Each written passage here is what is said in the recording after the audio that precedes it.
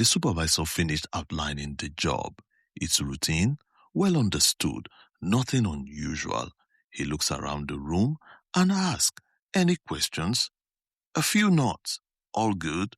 Sounds clear. No one speaks up. No concerns raised. No alternative views. No challenge. And within minutes, the meeting is over, the team moves on, and the job begins. Not because the plan was perfect, not because there were no risk, not because everyone fully understood every detail, but because everyone agreed too quickly. This is the agreement problem, and it affects every single team. Last episode, we talked about how teams stop seeing risk. Today, we go a step further, how teams stop challenging risk, even when they see it. This is the safety edge.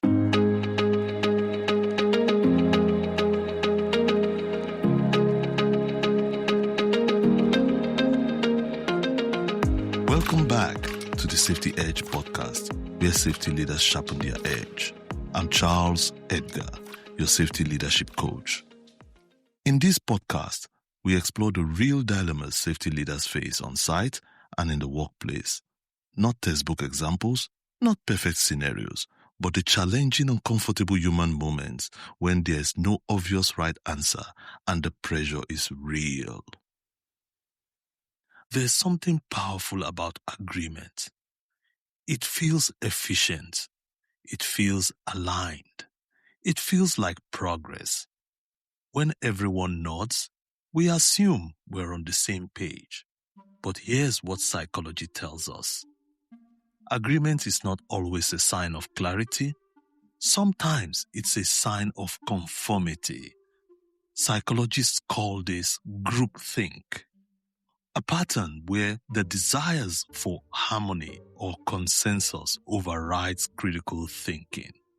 People don't challenge ideas, not because they agree, but because they don't want to disrupt the group. Another layer is authority bias. When someone in a position of authority speaks first, it shapes how others think, not intentionally, but subtly. The brain starts to align before it starts to analyze. And then there's social proof. If everyone else seems comfortable, we assume things must be fine, even if something feels off. Now combine all three: groupthink, authority bias, and social proof, and you get a powerful dynamic. A room full of capable, experienced people who stop thinking independently, not because they lack competence, but because the environment silently rewards agreement. And in high-risk environments, that's where problems begin. Picture this. You are standing in a pre-job briefing. The supervisor walks through the plan, step by step, clear, structured, and confident. Everyone listens. No interruptions, no questions. But as you look around, you notice something subtle. One operator hesitates. Another glances at a colleague, flips through the procedure, then closes it. Small signals, easy to miss. The supervisor finishes. Any concerns? Silence. Then someone says, "Looks good," and just like that, it's done. But here's what you didn't hear. The doubt that wasn't voiced. The assumption that wasn't challenged. The risk that wasn't explored. Individually, these moments seem insignificant, but together they form a pattern of silent agreement, a pattern where alignment replaces thinking, a pattern where the team moves forward without fully testing the plan. And the most uncomfortable part, you can't point to one person and say you made the wrong decision because everyone agreed. The question isn't who made the mistake. The question is, how did the team stop challenging the plan? Because when agreement becomes automatic, critical thinking disappears. And that is the dilemma.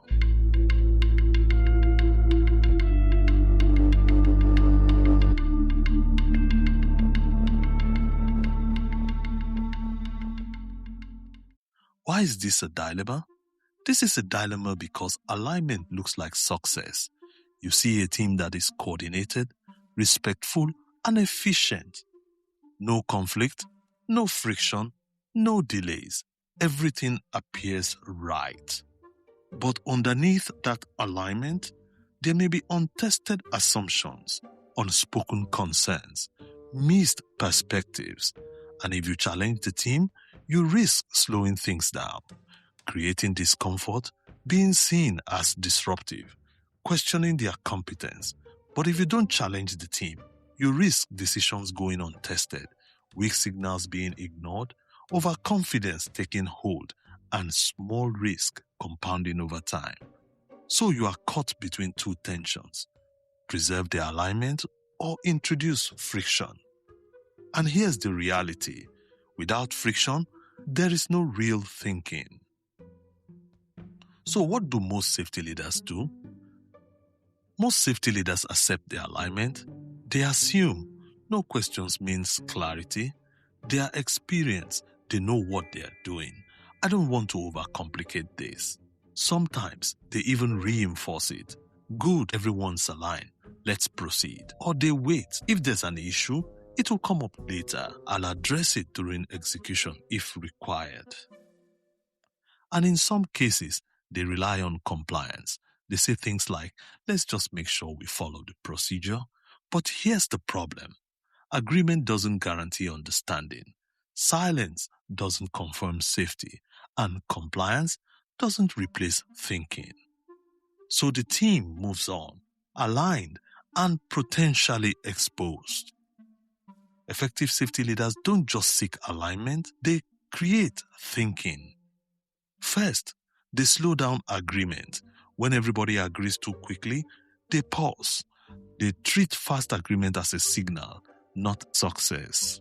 2, they speak last. They resist the urge to go first because they know the first voice shapes the room. By speaking last, they allow independent thinking to surface. 3, they invite challenge. They ask, who sees this differently? What could go wrong here? If this fails, where will it fail first? These questions don't create conflict, they create clarity. 4, they normalize disagreement. They make it safe to challenge. They reinforce. Different perspectives makes us stronger. Not slower, not weaker, stronger. 5, they turn meetings into thinking spaces, not just coordination spaces, because safety isn't built on agreement, it's built on tested decisions. And when thinking becomes visible, risk becomes manageable. Now let's take that mindset into the field and see it from the coaching lens.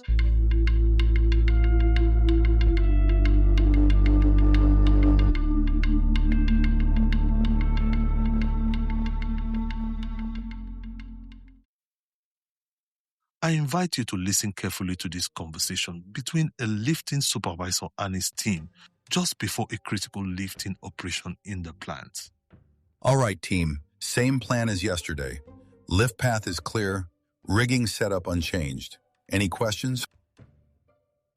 Everything looks good to me. Yeah, all clear for me. Piece of cake. And as a leader, you observe and then you say, let me ask something. What's different today? Nothing really. Same setup as far as I can see. You pause and then you ask again, same setup or same assumptions? You scan the room and you say, I'm noticing a few of you are quiet. Let's hear from you. You point gently to one of them. Hey, you've been on the tagline yesterday. What did you see? The wind's a bit stronger today. Okay, stronger wind means what for the load? Potential swing. Harder to control on the tagline. Good, that matters. You turn to the other operator. You were spotting the blind side yesterday. Is there anything different today? Visibility's worse today. Dust and glare. Could lose sight of the load at certain points. So we have blind spots increasing. What's the risk there? Load could drift without being corrected early. Exactly. You pause for a while, and then you continue. What about the rigging? Same as yesterday? Same configuration, but the slings took some load yesterday. Haven't rechecked tension since. So what's the risk? If there's uneven tension, could shift the load or stress a weak point. And the worst case? Could lead to rigging failure, I guess? And there's a brief silence. Good. Now we are thinking. So let me ask again. If this goes wrong, where will it fail first? During initial lift. If the load starts swinging, I think. Or mid-path, when we lose visibility. Positioning near the set-down point, with wind and time pressure. Exactly. Not because the plan is wrong, but because we hadn't fully challenged it. At this point, the supervisor comes in. All right, team, let's reset and tighten controls. Taglines, double-check positioning and control. Communication, clear signals, confirm before movement. Blind spots, assign dedicated spotters. Rigging, re-inspect before lift. And if anything feels off, stop the job. Let's make sure this lift is not just aligned, but truly safe. Check your rigging, your signals, and your surroundings. Every detail matters before we move. Now let's examine what just happened in the room. The operators were almost falling over themselves to agree with the supervisor. This is a classic example of authority bias, where people unconsciously align with those in authority, often without fully evaluating the situation. When the first operator agreed, the others simply followed, reflecting a false sense of consensus, not from critical thinking, but from a reluctance to disrupt the harmony in the room, especially when everyone else appeared comfortable. This is a typical example of groupthink reinforced by social proof. The moment the safety leader challenged the team's assumption, one operator initially tried to reinforce the agreement. Sensing the hesitation in the room, the leader directed the question to a previously silent operator. That simple shift created space for concerns to surface, and once they did, others began to find their voice. This simple approach broke the lull in the room. The safety leader could have stayed quiet and gone along, but instead chose to act decisively. This is what happens when we slow down agreement. We don't create problems, we reveal them. Now let's examine the key takeaways from this episode. 1. Fast agreement can hide risk. When everyone agrees too quickly, it often means the plan hasn't been fully challenged. 2. Group dynamics shape how we think. Authority, conformity, and social proof can quietly limit critical thinking without anyone even realizing it. 3. Silence is not clarity. No questions doesn't always mean understanding. Sometimes it means hesitation or even unspoken doubt. 4. Friction creates safety. Not conflict, but constructive challenge. That's where better decisions are made. 5. Curiosity is what brings it all together. Simple questions like, what are we missing? What's different today? Who sees this differently? These questions interrupt automatic agreement. They make thinking visible. They bring hidden risk back into focus. Because the goal isn't just alignment, it's understanding. And when you create space for thinking, when you challenge what seems obvious, when you turn agreement into exploration, you don't just make better decisions, you make safer decisions. Decisions grounded in reality, not one where people just blindly agree to, but one where diverse perspectives were considered. That moment where voices are heard, assumptions are tested, perspectives collide, thinking becomes intentional, and decisions are collective. That is the edge.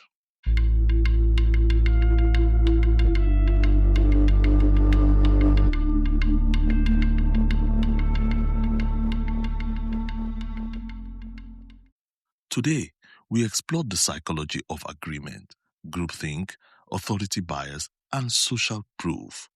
And we learned that alignment can sometimes be an illusion. Not all agreements are dangerous, but untested agreements are potentially risky. So the next time everyone agrees quickly, don't move faster, slow down, ask one more question. Create one more moment of doubt, because that moment might reveal the risk no one else saw. If this episode resonates with you, share it with your team. Start your next meeting with this question. What are we missing? That single question can change everything. Don't miss the next episode of Season 3, where we continue to explore expertise, authority, and group dynamics that shape safety. While here, make sure to follow and subscribe to the podcast so you never miss an episode. And don't forget to invite a friend or colleague to listen along with you. Thank you for joining me for this episode of the Safety Edge podcast. I'm Charles Edgar, your safety leadership coach. And until next time, keep leading, keep learning, and keep sharpening your edge. Bye for now. Brought to you by the Safety Edge platform, an independent leadership and safety learning platform, building leadership capacity, one conversation at a time. Find us wherever you get your podcasts